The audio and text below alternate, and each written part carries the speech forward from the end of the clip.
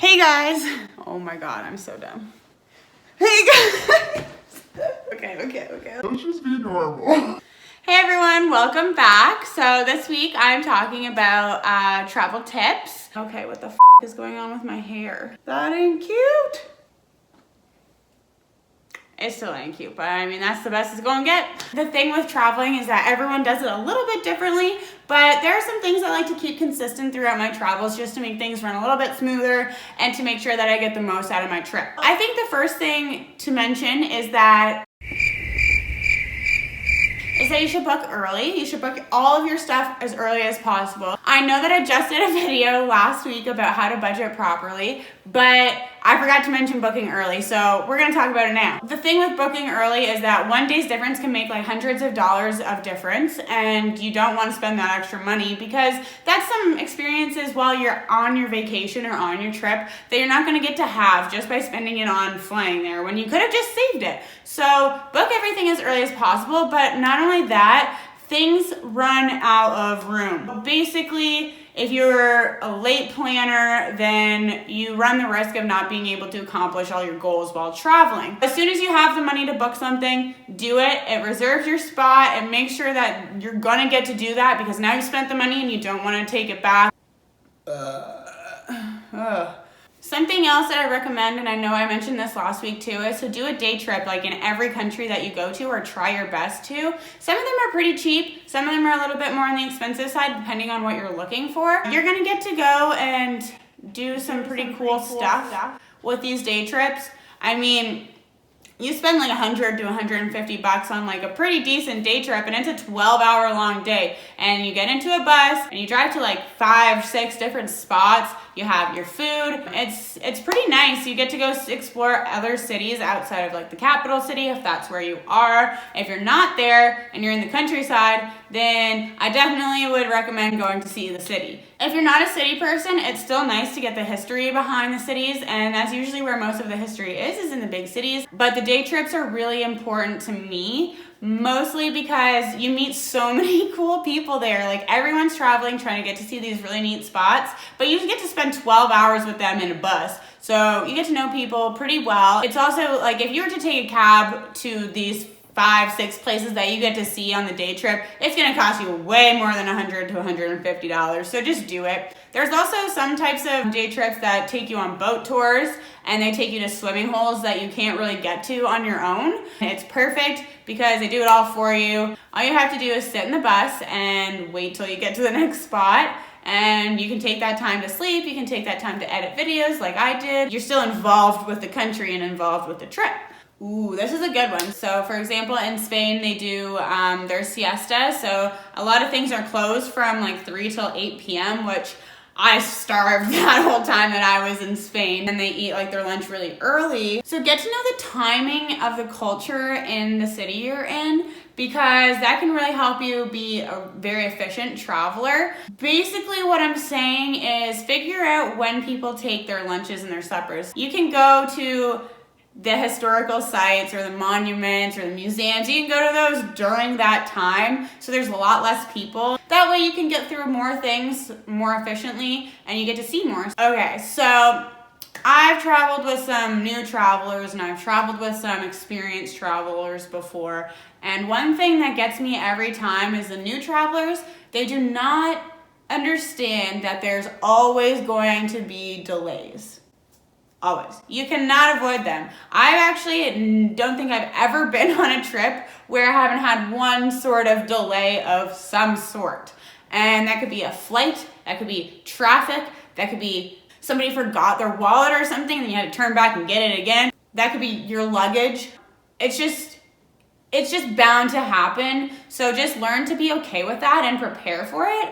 My favorite things to do are bring along some activities that I can do while I'm waiting. So especially for flights and for traffic. I like to bring like crosswords and Sudokus. Yeah, I'm a nerd, I know.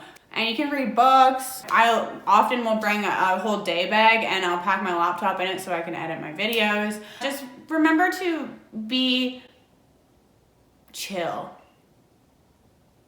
Remember to keep calm and that things will start moving soon. I actually tell people I'm excited when there's no delays, because that is more rare than there being a delay.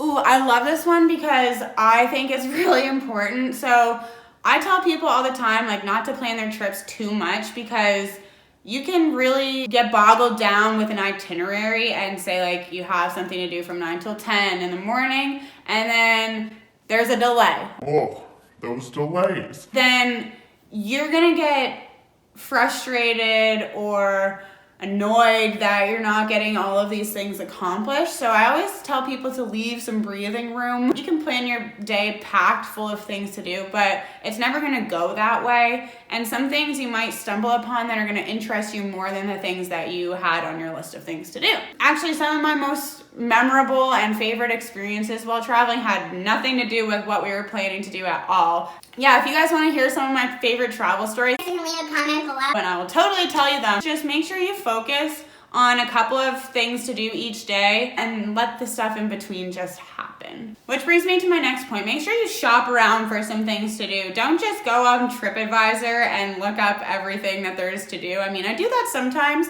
but there's often another whole side of the coin that you aren't seeing. And I know I say this a lot, but I preach it all the time because it's so true and so useful. Ask a local. In my opinion, it makes you feel like you are part of something instead of something that's on the outside looking in. For example, you can go on a boat tour in Amsterdam, which, like, they're cool. You could go to Vondel Park and you could have a picnic, and there's so many cool people there just hanging out and lounging on the grass, a lot of frisbees, some barbecues.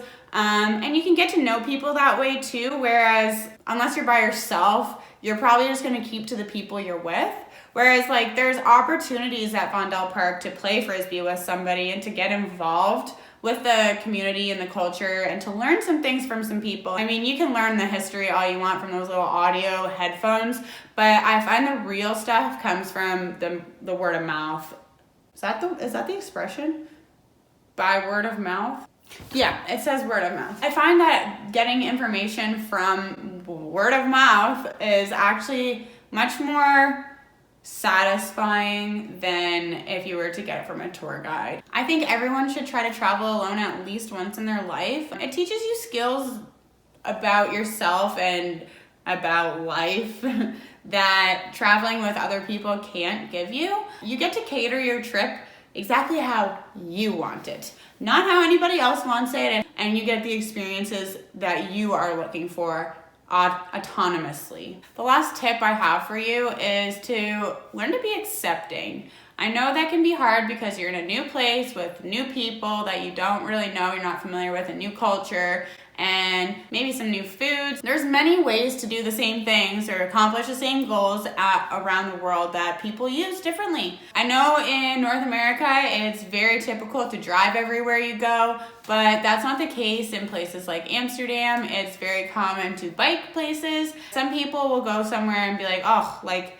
that's just weird, but it's not weird, it's just different. So try to get out of that mindset. Try the weird things. Try the things that are weird to you, because a lot of times, like, you're not gonna get that opportunity again. Who knows, maybe you might like something and maybe you might not, and that's okay because at least you tried. Be accepting of the people as well. Language barriers can cause some misunderstandings sometimes, but that doesn't mean that they're trying to be rude or that they're trying to be insulting. And I often try to tell people to look at the intention behind what they're saying instead of looking at the actual words, because not everybody speaks English. Definitely just be open and mindful and aware that not everyone does everything the same way, and that doesn't mean that it's weird or that it's invalid. It just is different compared to you, and that's okay. Being different is cool. If you enjoyed this video, give her a thumbs up down there, and if you have any questions or comments, you can leave them down below.